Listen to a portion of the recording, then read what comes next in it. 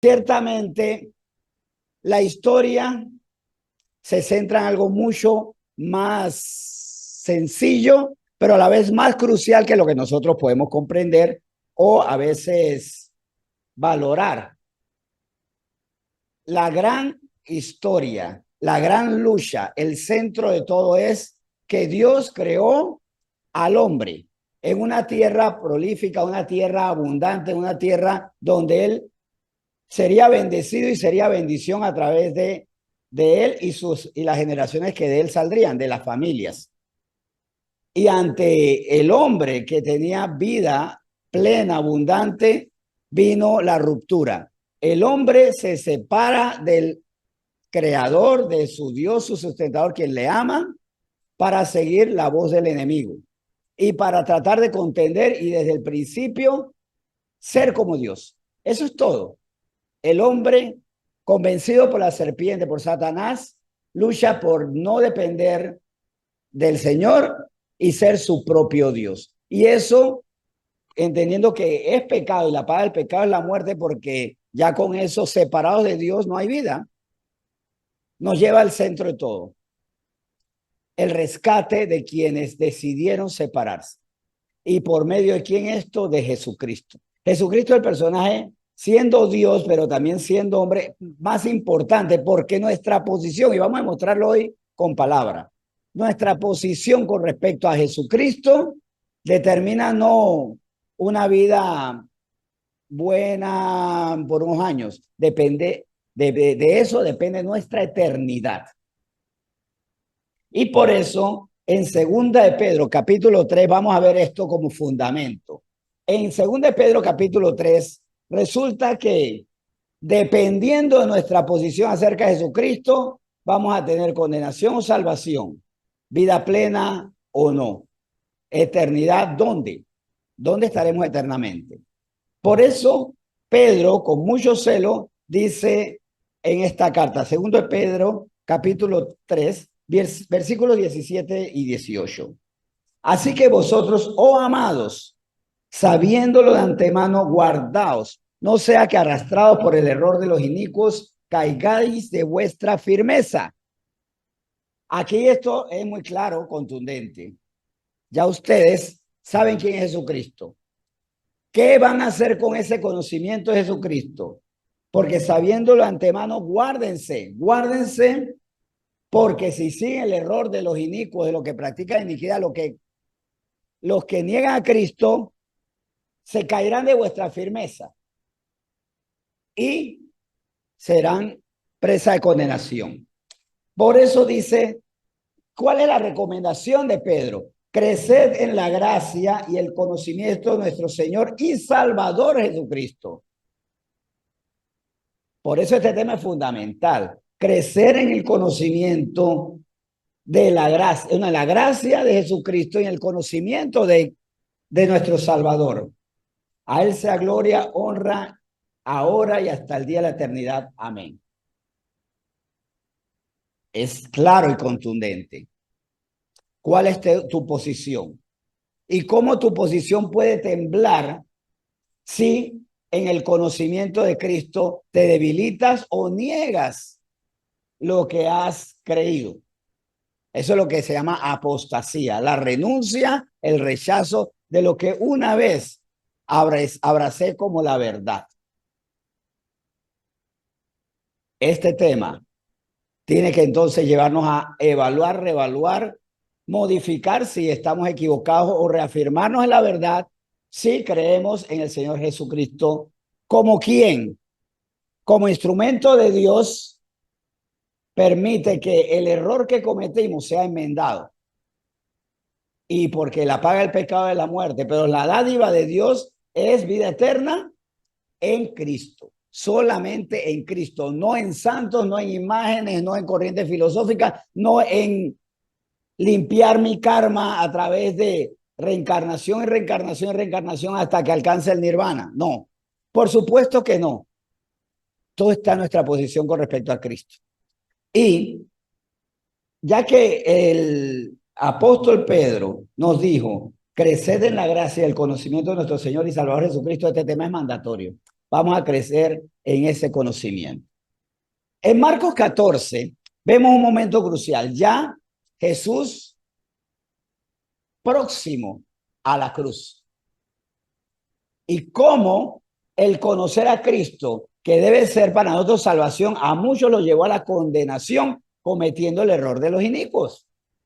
Porque los que vamos a ver aquí, que se perdieron, si murieron no creyendo en Jesús Salvador, no fue porque no se lo dijeron, sino porque habiendo recibido esa verdad, la negaron. A Jesús se le pregunta en el concilio si él era el Cristo, si era cierto lo que decían de él, que él era el Hijo del Hombre, que era la promesa del Padre, si era el Salvador. ¿Y cuál es la respuesta de él en los versículos 62 al 64? Y Jesús le dijo, yo soy. Y veréis al Hijo del Hombre sentado a la diestra del Padre, no, a la diestra del poder de Dios y viniendo en las nubes del cielo. Fue contundente. ¿Ustedes han escuchado que yo soy el Cristo? Pues sí, yo lo soy. Soy el que está profetizado en el libro de Daniel. El que sentado a la diestra del Padre, ciertamente, y viniendo en las nubes del cielo, viene a salvar a los que creen en él. ¿Cuál fue la grave postura de aquellos que en ese momento estaban en concilio, llenos de maldad, tratando de, a través de conspiraciones y de falsos testigos, llevarlo a la muerte, castigarlo? Bueno, vamos a verlo en el versículo 63, 64 y vamos a ir un poquito más, hasta el 65. Bueno, entonces el sumo sacerdote, rasgando su vestidura, dijo, ¿qué más necesidad tenemos de testigos? ¿Habéis oído la blasfemia? ¿Qué os parece? Y todos ellos le condenaron, declarando ser digno de muerte. Versículo 65. Y algunos no esperaron, que se adelantaron, ¿no? A lo que le esperaba, a lo que ellos querían que él viera, era muerte. Y algunos comenzaron a escupirle y a cubrirle el rostro y a darle puñetazos y a decirles profetiza. Y los alguaciles le daban de bofetadas. ¿Por qué? Porque recibieron el mensaje de salvación y al Salvador y decidieron rechazarlo porque el Salvador, ¿saben qué? No se acomodaba a sus pretensiones políticas, económicas, sociales, religiosas erradas. Él no era lo que ellos querían. Ellos querían un libertador en la tierra y no alguien que los libertara aquí en la tierra del pecado. No era lo que ellos querían y cuando Dios no es lo que yo quiero, y esto es algo que debemos llevarnos a reflexionar. ¿Cuántas veces rechazamos a Dios porque no es lo que yo quiero? ¿Cuántas veces decimos, este no es Dios porque no es el Dios que me permite a mí llevar mi vida licenciosa y me dice tienes que arrepentirte? No es el Dios que yo quiero, porque yo quiero un Dios que yo me porto mal, pero a través de limosnas, de diezmos, de ofrendas, de obras caritativas, lo tengo de mi lado. Porque es un Dios, ¿sabes qué? Un Dios que yo puedo comprar. Y lamentablemente muchos creemos que a Dios lo podemos comprar o que poniéndole una mirada tierna y voz lastimera, lo podemos convencer para que nos siga dejando desviarnos. O un Dios que no queremos que nos castigue, que nos corrija, que nos diga, esta es la senda. Y cuando Dios no es lo que nosotros queremos, nos enojamos con él y tratamos de ofenderle. Aquí, claro, Dios tenía un cuerpo que era golpeable. Ahí la pregunta que yo me hago, ¿y si Dios se encarnara frente a mí, qué yo haría? Muchos nos postraríamos delante de él, por supuesto. Pero ¿cuántos no quisieran tener un Dios físico para poder gritarle, para poder golpearlo, para poder herirlo?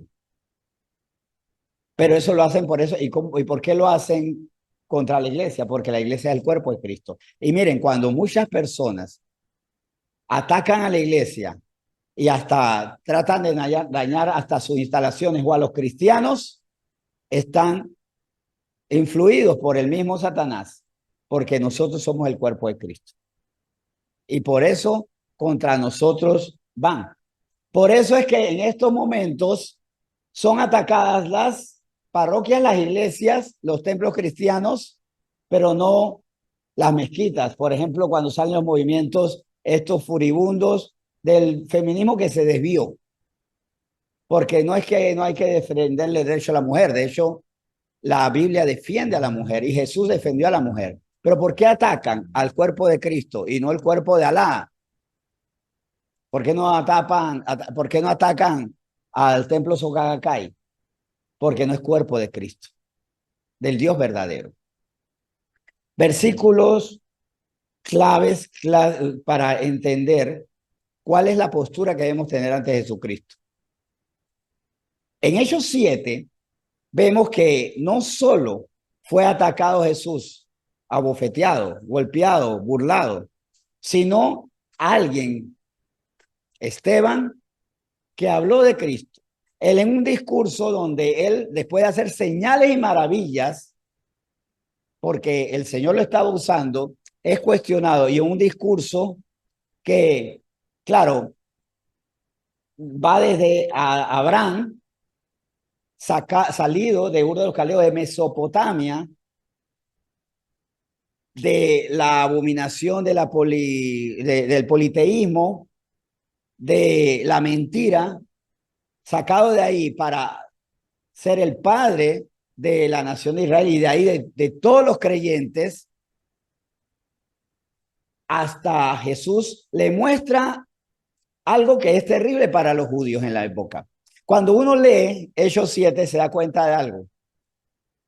En ese recorrido histórico, Dios queda muy bien parado, porque es reiterativa la fidelidad de Dios a Israel, al padre de este pueblo y de todos los creyentes que fue Abraham. Abraham, Isaac, Jacob y de Jacob, de la simiente de Jacob, de sus hijos, la nación de Israel. Queda muy bien parado Dios. Pero ¿qué fue lo que evidentemente dolió a los judíos que están escuchando a Esteban? Que queda muy mal parado.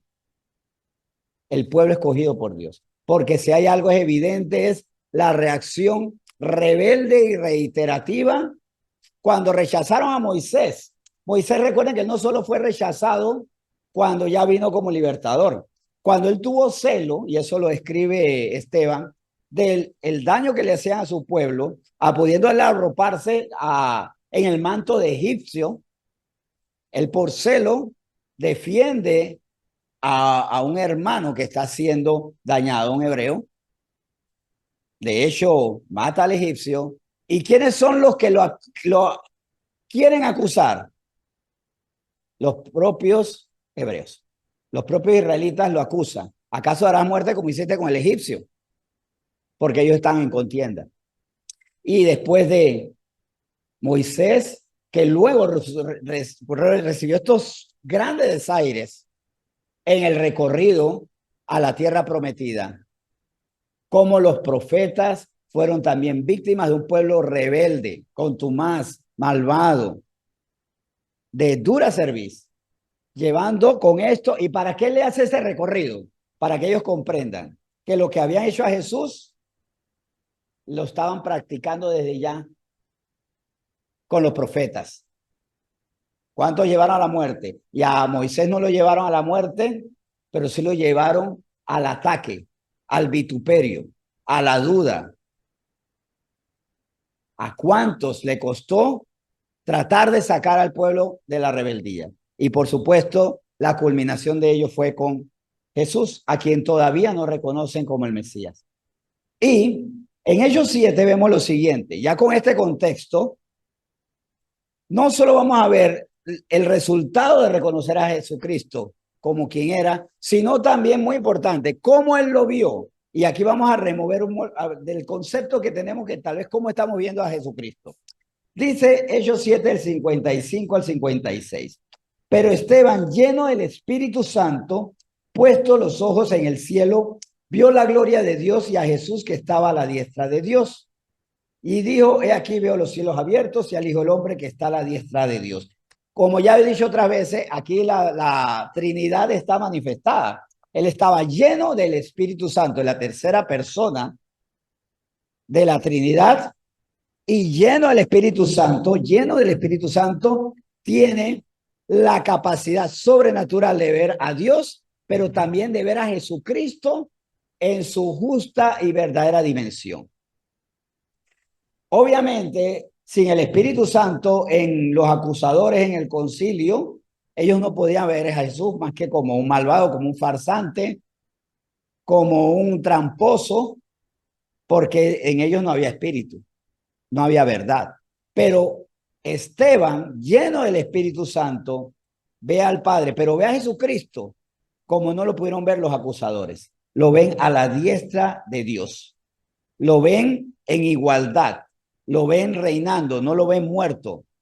No lo ven como un crucificado. Tal vez nosotros todavía vemos a Jesús como un pobre hombre crucificado y no como el poderoso, el vencedor.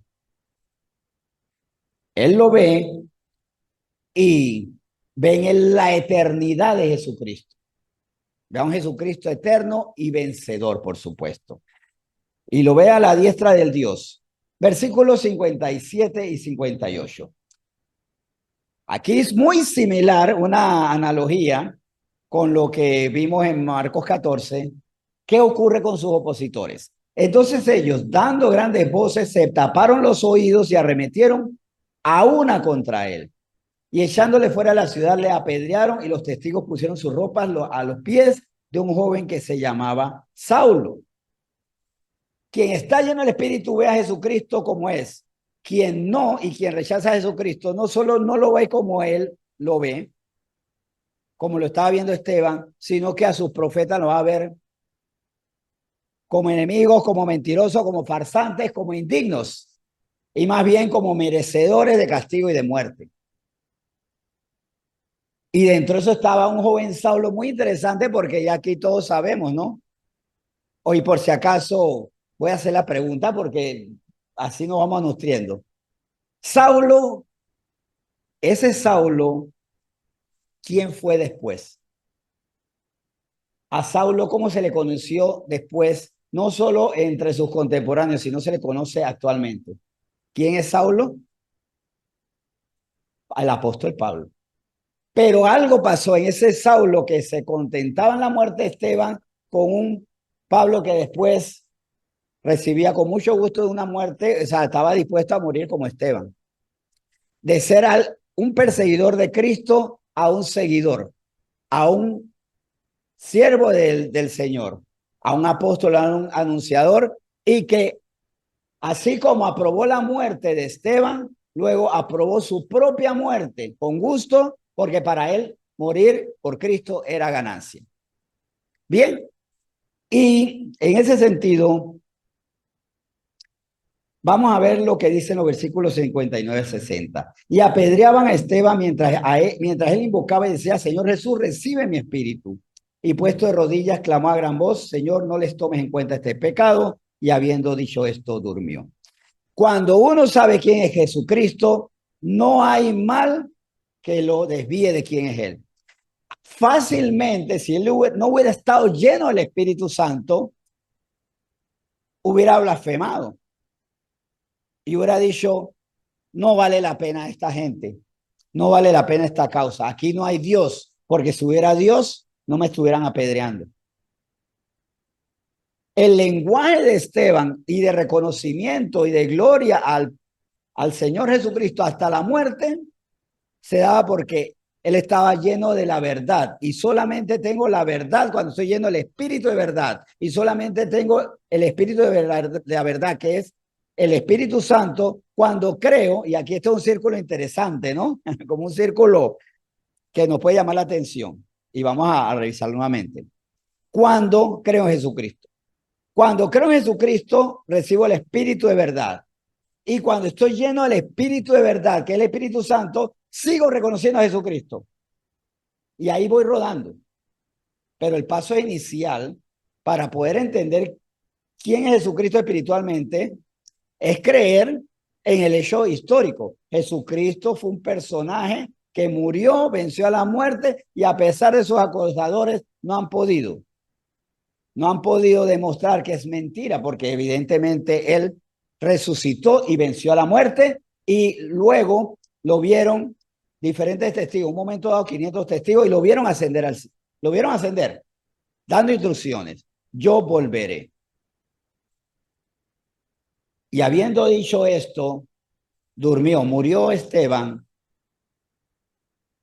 murió lleno de dolor, pero lleno de verdad. Y por eso tengo que saber quién es Jesucristo. ¿Ah?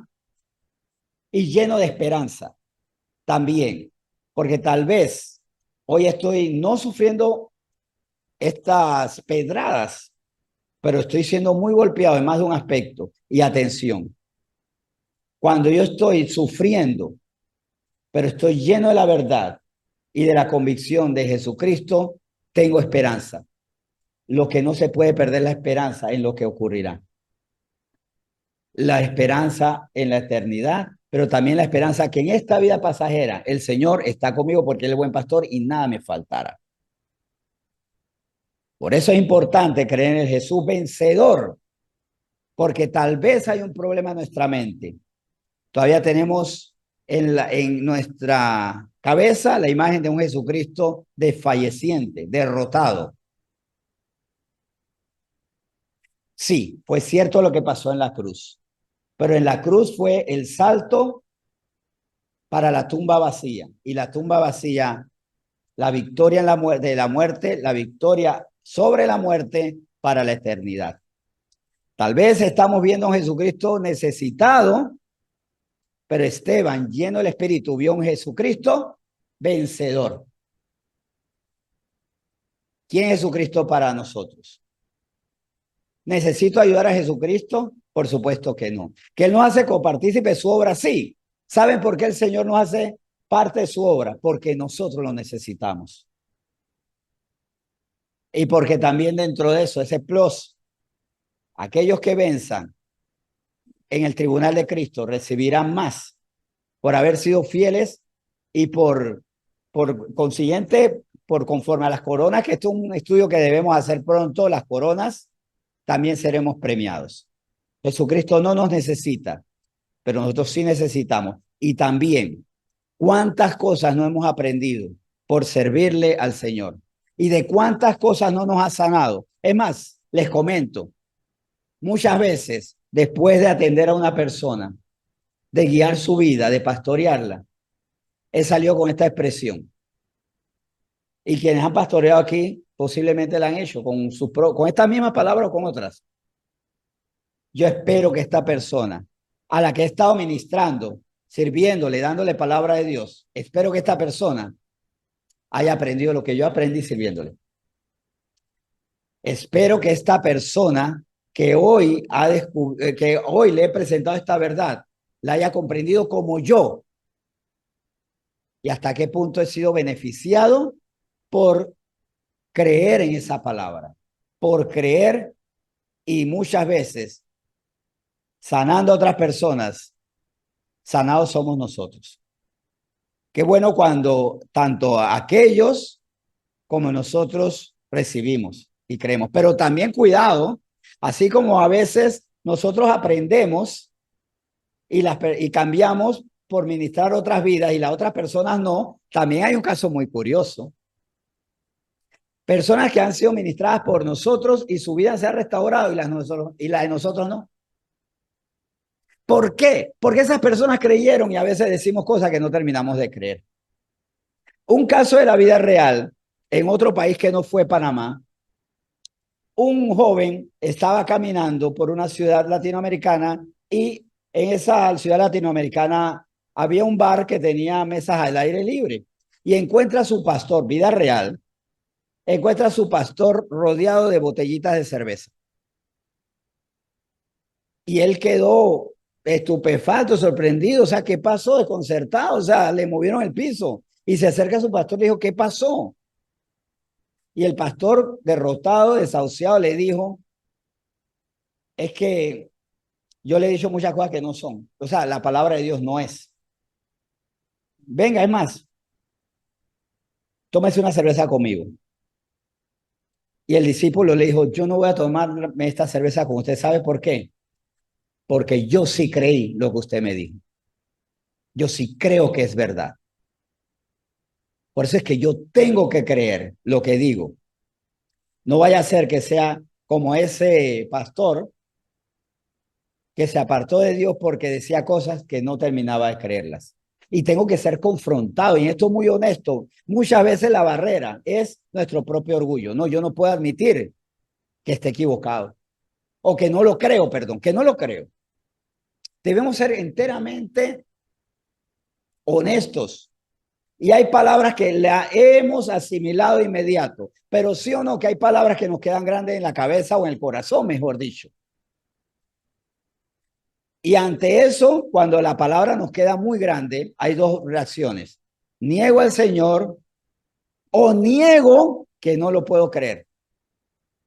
Y me quedo con eso, sí, de los dientes hacia afuera digo, no, sí, yo creo que sí puedo, que eso es verdad, pero no lo acepto. Y cuando no creo en eso, me voy a caer, me voy a terminar desmoronando, porque esa palabra no es un cimiento fuerte.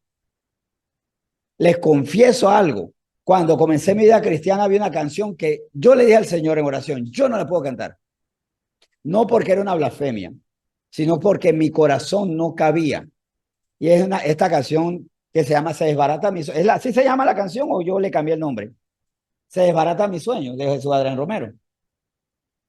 Una canción de las antigüitas, ¿te la conoces, Eri? Es de las antigüitas. Se desbarata mis sueños. Y cuando la cantaban, yo no la podía cantar porque no estaba preparado. Yo dije, ¿cómo, Señor? ¿Cómo que tú desbaratas, rompe mis sueños?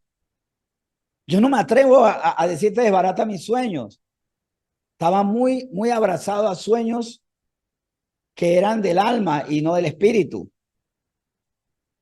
Pero ¿qué hice? Cantarle hipócritamente y decir, no, no, yo sí lo creo.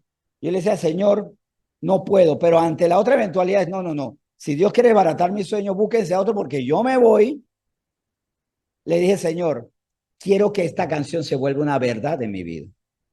Y clamé, y clamé, y clamé hasta que el Señor me convenció, me enseñó por qué lo mejor que podía hacer era desbaratar mis sueños para Él hacer los suyos en mí. Y por qué sus sueños eran superiores, perfectos y los míos no. Dos errores tuve presente y cuidado, vamos a ver eso. Hay dos peligros para nosotros, que la palabra sea tan dura y que hagamos como en Juan 6, nos vamos. Palabra dura es esta y me voy. O es dura, no la creo, pero no me atrevo a decirlo. Si usted tiene miedo a la muerte todavía, confiéselo al Señor. Señor, yo le tengo pánico, horror a la muerte. Para mí morir no es ganancia, es pérdida. Te pido perdón porque no te estoy creyendo en esa área. Convénceme y llévame a que morir sea ganancia. Señor, me da pánico, porque esto también le da escalofríos a muchos cristianos. Me da pánico todavía a estas alturas del partido que que tú vengas. La segunda venida es un tema de terror para muchos cristianos. ¿Qué debo hacer yo? Decirle, Señor, muéstrame por qué yo tengo que anhelar tu retorno. Muéstrame. Y el Señor me va a mostrar que todavía tengo mis ojos puestos en los tesoros de la tierra. Todavía no he entendido. Es una conversación muy bonita que tuve esta semana con un joven. Le dije, te voy a decir qué es lo que tú necesitas para que te dé pánico el libro Apocalipsis, porque le tiene miedo, o le tenía. Espero que le tenía, que ya no le tenga miedo al Apocalipsis. Deja de mirar lo de la tierra. Comienza a ver lo que va a pasar cuando la tierra sea limpiada, cuando estemos en cielo nuevo, tierra nueva, cuando sea la tierra como antes de la salida del el Edén, del huerto del Edén. Cuando retornemos al diseño original. Si me da miedo que Cristo venga, no puedo apartarme de Cristo y decir, espero que ni vengas, o vivir, no, no, no, sí, yo quiero que Cristo venga, pero sea mentira en mi vida. Eso es también no conocer la gracia de Cristo, porque por gracia estaremos allí, y no conocer lo que es Él, lo que nos brindará, lo que Él hará y lo que está haciendo en nosotros. En Hechos 8, porque esto continúa, no termina en Hechos 7. Hay un Saulo que todavía no entiende. Por eso no era apóstol Pablo, todavía era un Saulo de Tarso ignorante, porque miraba con su carne, con sus esquemas religiosos, con sus esquemas humanos. En Hechos 8, del 1 al 3, y Saulo consentía en su muerte, o sea, la muerte de Esteban. En aquel día hubo una gran persecución contra la iglesia que estaba en Jerusalén, y todos fueron esparcidos por la tierra de Judea y de Samaria, salvo los apóstoles. Y hombres piadosos llevaron a enterrar a Esteban e hicieron gran llanto sobre él. Y Saulo asolaba la iglesia, entrando casa por casa, arrastraba a hombres y a mujeres y los entregaba en la cárcel. Ahora, aquí hay un panorama interesante. Un Saulo perseguidor con fuerzas, porque él contaba con el recurso humano para arrastrar a muchos a la cárcel. Pero ¿por qué había personas dispuestas a ir a la cárcel? Cuando el delito para el mundo era creer que Jesús, como Hijo de Dios, como Salvador, vino a liberarnos del pecado y de la muerte. Creer en eso era suficiente para que fueran llevados a la cárcel y muchos a muertes terribles. Vemos la diferencia de la posición que yo tengo con respecto a Cristo. Y esto es importante porque llegará el momento, esto no es pasado, que no volverá. De hecho, se está viviendo, pero cada vez se extenderá y se volverá más peligroso, en que habrá quienes digan, la posición de Saulo me conviene. Tal vez no lo digan así porque no saben qué es Saulo, pero imitarán la posición de Saulo. Perseguir a los que creen en Jesucristo Salvador, pero también estarán los que están dispuestos a ser arrastrados hasta la cárcel. Si yo estoy bien cimentado en quién es Cristo, aceptaré la cárcel, la muerte, la tortura, el castigo, pero también recibiré gozosamente la salvación como Esteban y con corazón limpio, clamando por aquellos incluso que lo estaban llevando a una muerte dolorosa. En Salmo 89, vamos a ver, Salmo 89, ¿por qué tenemos que descansar en Cristo y cómo Cristo fue profetizado siglos antes? Salmo 89 tiene un carácter mesiánico muy importante. Y yo quiero conocer a Cristo. Lo tengo que conocer en el Evangelio, pero en los salmos, en las palabras de los profetas, en el acto del Cordero que fue dado a Abraham para que Isaac no muriera. Tengo que ver a Cristo allí. En el primer ser sacrificado en el huerto del Edén, tengo que ver a Cristo allí, el que murió para cubrir a Adán y Eva con la provisión de Dios. El cordero, el animalito que fue sacrificado para que ellos tuvieran una piel que los cubriera. Como nosotros ahora somos revestidos de Cristo porque creemos en la muerte y resurrección de él. Salmo 89, del 8 al 11. Aquí vamos a ver versículos que confirman que se está hablando de Jesucristo. Dice del 8 al 11 de Salmo 89, para iniciar. No son los únicos versículos que vamos a ver Salmo 89. Oh Jehová, Dios de los ejércitos, ¿quién como tú? Poderoso eres, Jehová, y tu fidelidad te rodea. Bueno, pero es que aquí están hablando del Padre. ¿Quién dijo que están hablando de Cristo? Pues sí, se va a estar hablando de Cristo. Vamos a seguir leyendo. Tú tienes dominio sobre la braveza del mar, que esto nos suene la cabeza. Tú tienes dominio sobre la braveza del mar. Cuando se levantan sus ondas, tú las sosiegas, o sea, tú las calmas. Tú quebrantaste a Rahab como a herido de muerte, con tu brazo poderoso esparciste a tus enemigos. Tuyos son los cielos, tuya también la tierra, el mundo y su plenitud. Tú lo fundaste. ¿Quién dice que se está hablando de Jesús? Sí. Tú tienes dominio sobre la braveza del mar. A mí me suena un pasaje por ahí de alguien que calmó las aguas. Tuyos son los cielos, tuya también la tierra, el mundo y su plenitud, tú lo fundaste. Bien. Juan 1:1. Ay, me spoileaste. María no resistió y tuvo que decirlo. Tú que levantaste a Rahab como herido muerto. Aquí no estamos hablando de Rahab la prostituta. Rahab, el término Rahab es el, el, el, el término es, más que soberbio, es el fanfarrón. Es más, algunos estudiosos, creo que es probable, y otros estudiosos dicen, aseguran que aquí se hace una alusión a Egipto, pero no lo limitemos a Egipto. Tú quebrantaste al fanfarrón, al poderoso, y eso lo hizo Jesús al momento de su muerte, cuando rasgó el velo y ellos descubrieron que habían metido la pata, que se habían equivocado. Aquel soldado también que dijo verdaderamente este es el Hijo de Dios, lo quebrantaste. Al que con soberbia y con fanfarronería no lamentaba estar ahí dándole muerte a Jesucristo. Pero se está hablando de Jesús aquí, en igualdad al Padre. Vamos a verlo un poquito más adelante, pero quiero que también exploremos lo que dice aquí los versículos 14 y 16 de Salmo 89. Justicia y juicio son el cimiento de tu trono. Misericordia y verdad van delante de tu rostro. Misericordia y verdad. ¿Quién dijo que era la verdad? Alguien nos dijo que yo soy el camino, la verdad y la vida. Jesús, ¿verdad? Bien. Bienaventurado el pueblo que sabe aclamarte. Andará, oh Jehová, a la luz de tu rostro. A la luz de tu rostro, muy importante. En tu nombre se alegrará todo el día y en tu justicia será enaltecido. Aquí hay clara referencia a Jesucristo. En Mateo 8,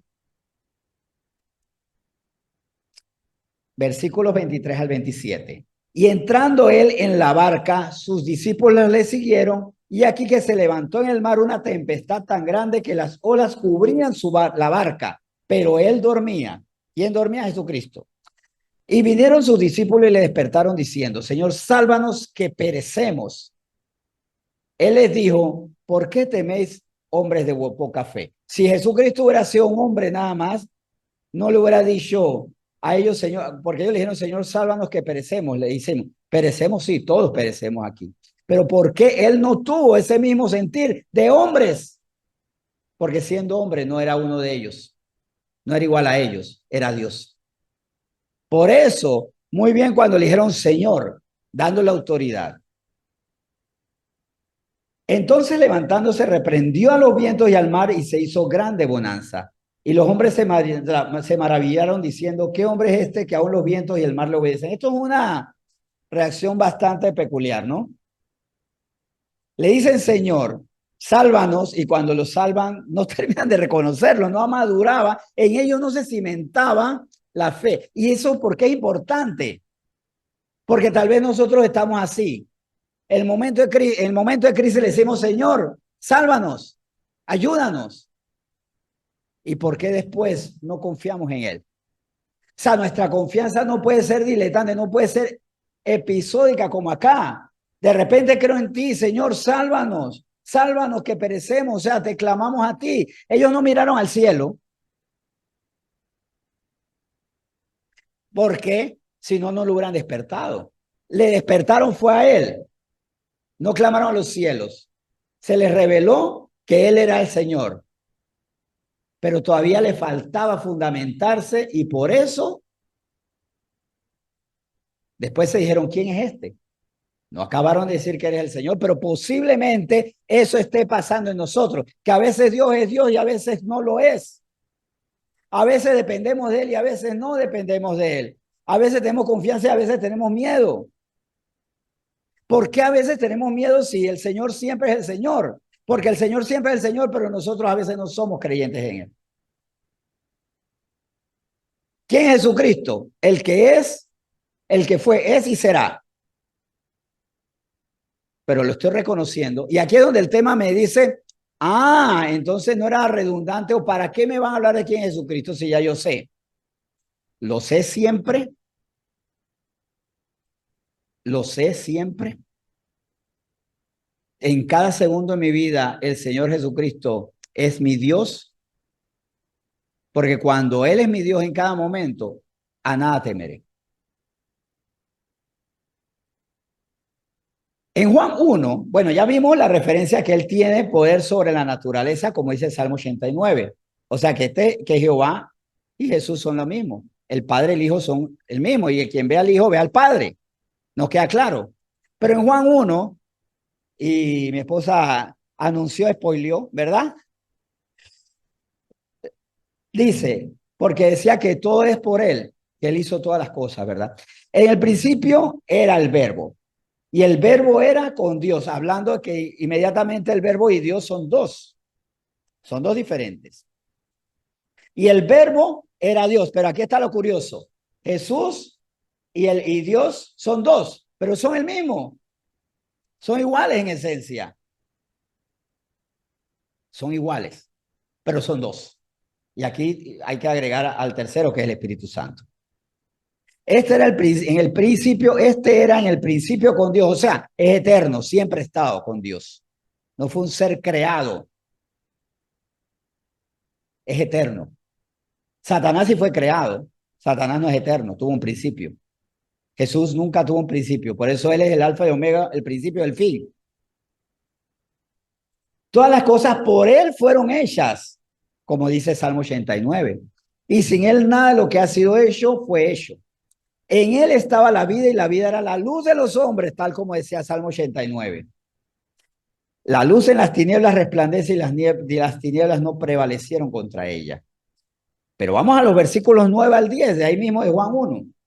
Aquella luz verdadera, Jesucristo, ¿verdad? Aquella luz verdadera que alumbra a todo hombre, venía a este mundo. Dios desde la eternidad viene a este mundo. Jesús viene a este mundo. En el mundo estuvo en el mundo. Y el mundo por él fue hecho. Aquí está lo interesante. Recuerden que cuando Juan escribió este evangelio, Jesús ya ascendió. Por eso él habla de pasado. Aquí en el mundo, él vino, estuvo aquí, pisó la tierra, pero esta tierra que él mismo hizo. Cuando el Salmo 24 dice, de Jehová es toda la tierra y su plenitud, habla también que de Jesús es toda la tierra y su plenitud. Él caminó sobre su propiedad. El mundo estaba y por el mundo por él fue hecho, pero el mundo no le conoció. Y eso fue lo que pasó en Marcos 14. El mundo no le conoció porque lo veía en la carne. Yo puedo, como habitante de este mundo, tener testimonio de Cristo, pero no conocerlo. Por eso este tema es fundamental y por eso Pedro, ¿qué dijo? Que crezcamos en la gracia y el conocimiento de Jesucristo. No todo el que escucha o ve el testimonio de Cristo necesariamente cree en él, porque hay una decisión, me apropio, digo, esto es verdad. Una convicción espiritual. Ahora, recuerdan que Pablo, hasta Hechos 8, qué desastre, en Hechos 9 ya el panorama cambia. Y Pablo, tiempo después, ¿qué dijo Pablo de Jesucristo? ¿Qué dijo Pablo de Jesucristo tiempo después? Vamos a verlo en Colosenses capítulo 1. Hay mucha referencia a lo que él dijo. Tuvimos que escoger. Pero en Colosenses 1, él nos remite a Juan 1, nos remite a Salmo 89, nos remite a a Génesis 1. En el principio creó Dios los cielos y la tierra. Ahí estaba Jesucristo. Hágase la luz. O sea, el verbo, hágase la luz, Jesucristo. Colosenses 1, el 15 al 17. Él es la imagen del Dios invisible, repito, Él es la imagen del Dios invisible, el primogénito de toda creación. Aquí, el primogénito no es que fue el primero, sino la preeminencia, la autoridad. Primogénito aplica como quien tiene la autoridad. Cuando un hijo es el primogénito, no solamente dices tú naciste primero, sino tú eres el que tiene autoridad sobre los demás. Se está hablando de la autoridad, porque entonces aquí quedamos en crisis. Si él no fue creado porque es el primogénito, por el concepto de la autoridad, por ese concepto. Él es la imagen del Dios invisible, el primogénito de toda creación, porque en él fueron creadas todas las cosas, y las que hay en los cielos y las que hay en la tierra, visibles e invisibles. Por eso es que Jesucristo no fue creado, porque él fue creador. Como se dice en términos filosóficos, la causa incausada, o sea, él es la causa de todo, pero por nada fue causado. Esto no nos cabe en la cabeza, o sea, no es fácil. Él es la causa de todo, pero nada lo causó a él, porque él no tiene origen. Como el orden, como el sacerdocio de Melquisedec, sin principio ni fin. Jesucristo nunca fue creado. Dios nunca fue creado. De verdad, esto a mí todavía no me da como, o sea, miro hacia atrás millones y millones, billones y billones y trillones de años y nunca hubo un momento en que Jesús empezó, ni nunca terminará. Ese es el Jesucristo en el que tenemos que creer. Porque en él fueron creadas todas las cosas, las que hay en los cielos y las que hay en la tierra, visibles e invisibles. Sean tronos, sean dominios, sean principados, sean potestades, todo fue creado por Dios por medio de él. ¿Recuerdan lo que decía Salmo 89? Todo fue creado por Jehová. Y dice Pablo que le costó, por judío que era, le costó, obviamente, poder pasar de el padre que crea al hijo que crea. Que a él que él aplaudió su muerte, verlo como quien creó las cosas, todas las cosas. Todo fue creado por medio de él. Ah, y aquí también importante, y para él. Toda la creación es para él. Y él es antes de todas las cosas y todas las cosas en él subsisten. Y esto también es importante. Yo subsisto en Cristo. Mi subsistencia depende de Cristo. De hecho, por eso es que mi eternidad solamente puede ser solucionada en Cristo. Solamente Cristo me da la eternidad. No es el buen hombre que vino aquí a la tierra y que sufrió en la cruz y punto final. Es el resucitado, el victorioso, el vencedor, el único que está a la diestra de Dios Padre porque el Espíritu Santo está aquí. Está en todas partes, pero ¿dónde está? Sellando a los creyentes. Versículo 18 al 20. Y él es la cabeza del cuerpo que es la iglesia, Jesucristo. Es la cabeza del cuerpo que es la iglesia. El que es el principio, el primogénito entre los muertos, para que en todo tenga la preeminencia. Es la autoridad. Él tiene tanta autoridad sobre la muerte que él por eso fue el primero que su cuerpo vio resurrección. Espiritualmente nunca murió. La resurrección fue de su cuerpo. Por eso es que cuando él resucita puede mostrar a sus discípulos, ¿no? Todavía las cicatrices en, en sus extremidades, en su costado, porque la resurrección fue ese cuerpo. Claro, es un cuerpo que glorificado entonces ahora tiene otros atributos. Nuestro cuerpo no puede ascender. El cuerpo que él tenía antes de la cruz no podía ascender a los cielos. Podía ser arrebatado, sí, pero ascendió, o sea, con la calidad de ascender por su propia condición, no. Por eso él, al ser primogénito, es que tiene autoridad sobre todo. Por eso el primero que tenía que su cuerpo degustar de la resurrección. ¿Estamos claros ahí? ¿No hay ninguna pregunta? Por cuanto agradó al Padre que en él habitase toda plenitud. O sea, en ese cuerpo humano habitó toda la plenitud. Nosotros tenemos un adelanto muy grande que no aprovechamos. En Jesucristo habitó toda la plenitud. ¿Saben que nosotros habita toda la plenitud de Dios? Toda la plenitud de Dios habita en nosotros, porque somos templo del Espíritu Santo. Lo que ocurre es que Jesús sí vivió conforme a eso y 100% disfrutó de eso. ¿Por qué si nosotros tenemos la plenitud del Espíritu Santo, no lo disfrutamos? Les cuento que hay algo muy bonito que ocurrió a partir del jueves.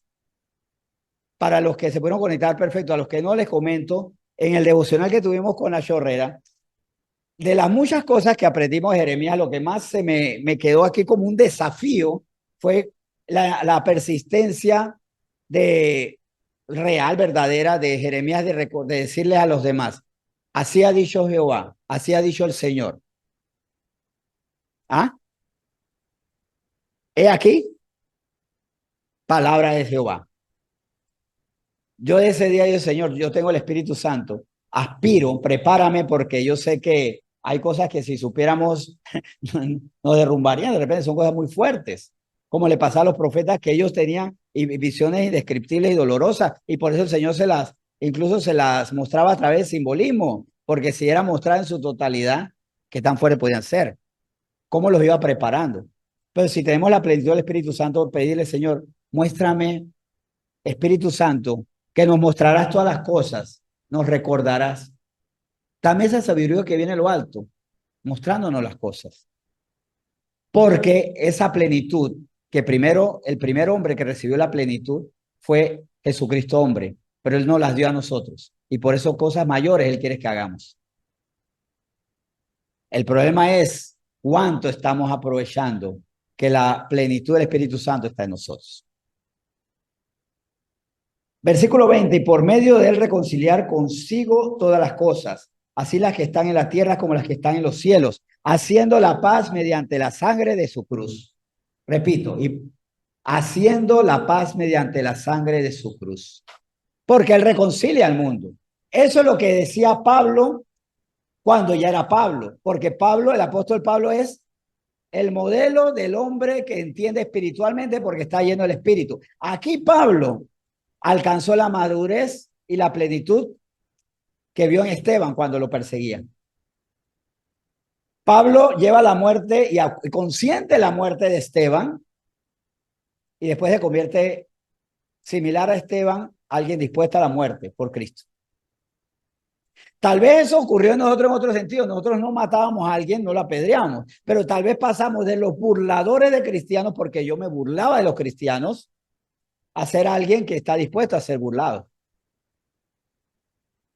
Por supuesto, no me enorgullece alguien que llegó a escribir poemas que desaparecí de mi computadora donde me burlaba de Dios, donde dije expresiones muy duras de Dios. Ese libro no existe. Y lo recuerdo acá con tristeza, pero también con alegría y gratitud al Señor, porque Él me vio escribiendo esas tonterías. Y luego, cómo nos lleva a nosotros en nuestro lenguaje, en nuestras acciones, allá no burlarnos. Porque tal vez no le escribíamos poemas, no, tal vez no le dedicamos canciones en contra del Señor, pero en el día del Señor, ¿qué hacíamos? Reponernos de la resaca.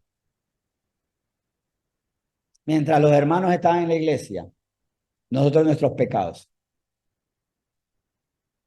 Mientras sabíamos que había personas que adoraban a Dios, nuestros pensamientos eran de menosprecio. Pero cómo el Señor Jesús nos lleva a nosotros a ser nuevas personas. Y lo seremos cada día más en la medida que lo vayamos conociendo a su gracia y su persona. Gracias a Dios que de perseguidor de Esteban se convirtió en el otro Esteban y murió por la causa de Cristo. Ahora, siguiente punto. Jesucristo es más que un maestro, y vamos a verlo en pantalla aquí, más que un maestro, más que un profeta, más que un crucificado. ¿Y por qué lo digo? Porque para muchos todavía Jesucristo es un buen maestro, un buen asesor, el hombre de las palabras lindas. Tal vez para nosotros solo sea un profeta, un iluminado, como dicen muchas fe orientales, un iluminado más. La fe Bahá'í dice que él es un iluminado más, junto con Mahoma, Buda, Bajolán, o sea, otro iluminado más. Jesucristo es más que un maestro, más que un profeta, más que un crucificado. No es solamente aquel que vemos lastimero en la cruz, tan derrotado. Es más que un bebé.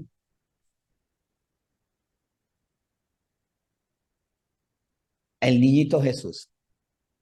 Es más que el niñito Jesús.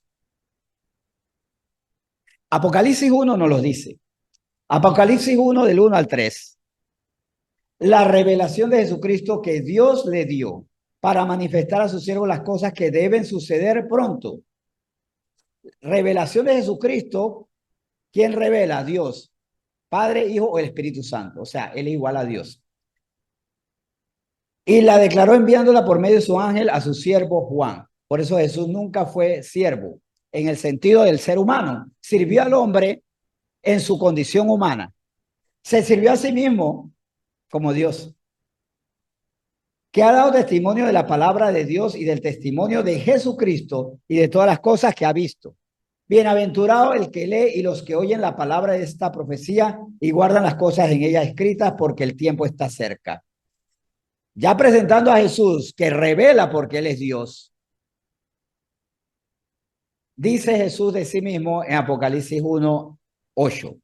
Yo soy el alfa y la omega, principio y fin, dice el Señor, el que es y que era y que ha de venir, el Todopoderoso. O sea, el que no tuvo principio ni fin, nunca creado. Jesús nunca fue creado, porque lo que siempre ha existido no tiene inicio. Jesucristo nunca ha finalizado. La gran caída de Satanás, que siendo él creado y siendo susceptible a la destrucción y ya va a ser destruido, quiso igualarse al Eterno, pues, al Padre, el Hijo, el Espíritu Santo. Aberrante esa idea. Y nos quiso meter a nosotros en esa locura. Es más, el hombre sueña con la eternidad, con la inmortalidad. Sueña con la inmortalidad. Y ahora quiere meter a la ciencia, a la robótica.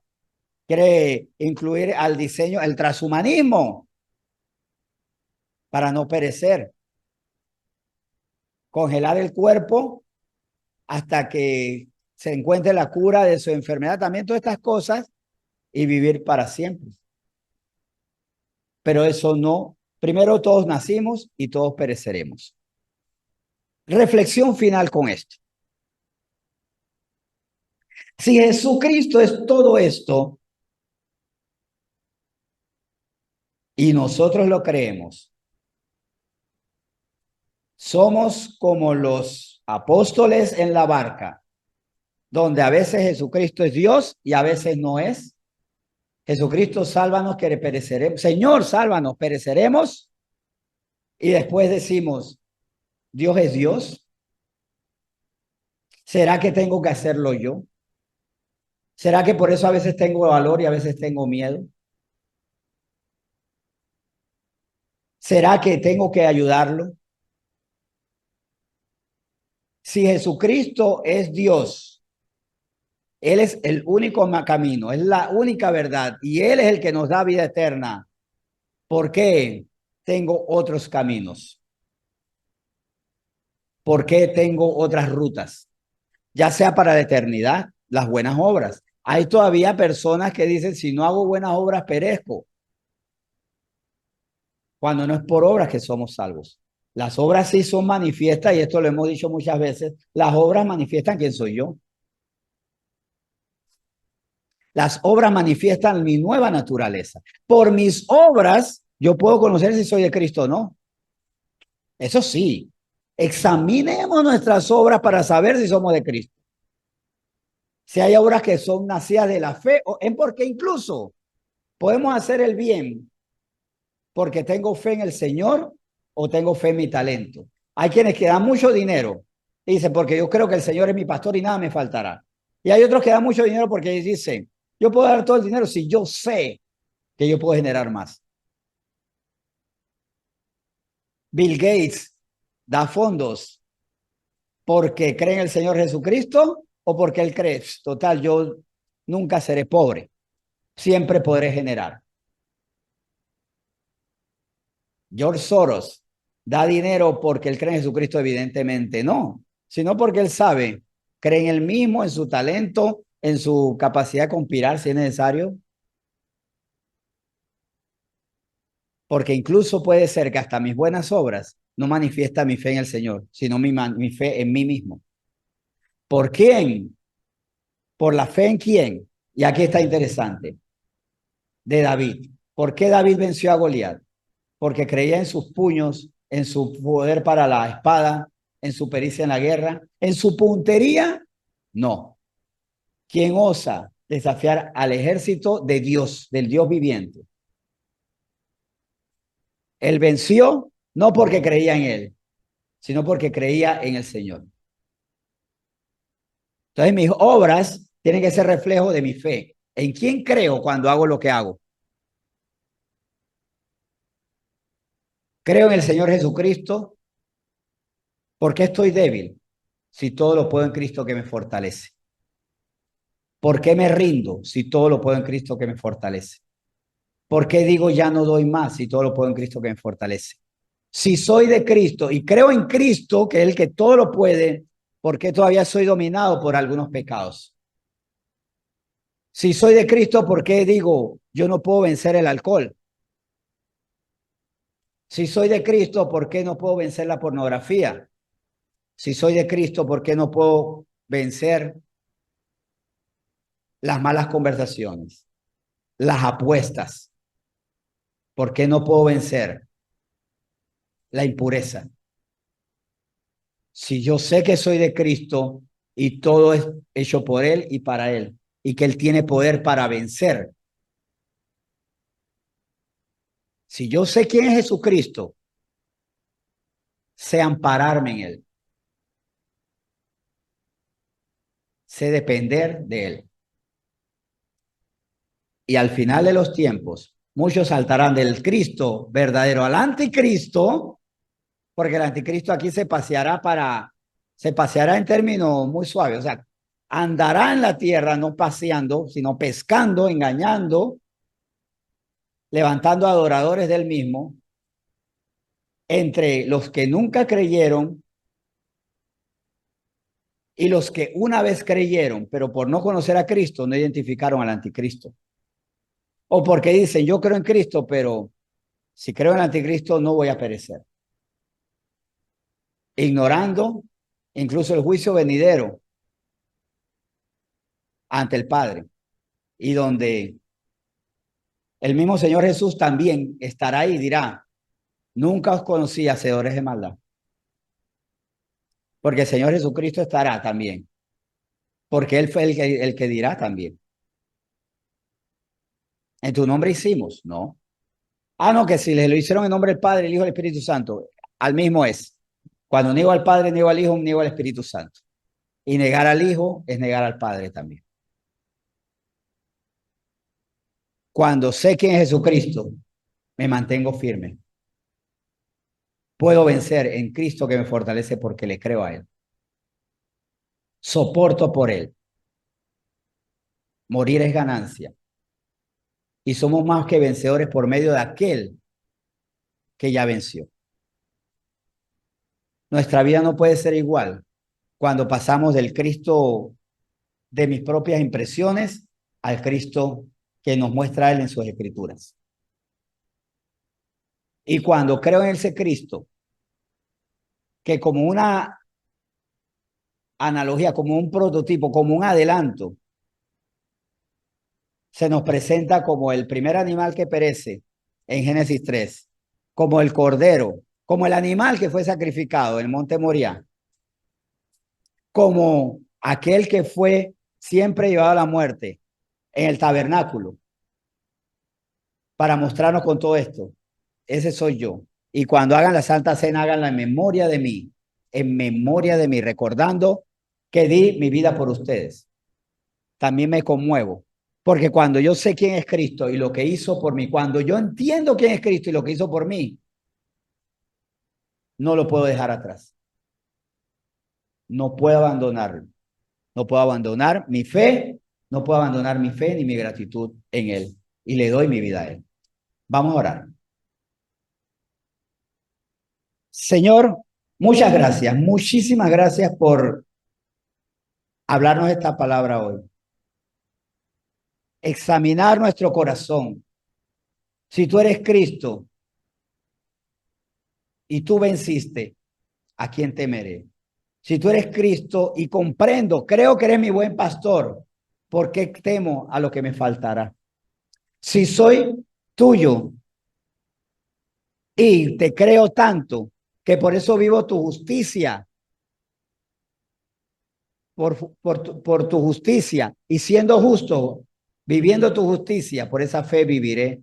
Por la fe en la justicia, por el justo, por la fe vivirá, porque el justo es aquel que te cree a ti. Por fe vive tu justicia y no la de los seres humanos. Más cuando en estos tiempos la justicia se está volviendo diabólica, legalizando lo que es malo y proscribiendo lo que es bueno, lo que es verdadero. No es la primera vez que pasa, porque si algo está plagada la historia es de la aprobación de lo malo como bueno y castigar lo bueno como si fuera malo. Pero cuando yo creo en ti, Señor, a nada temeré.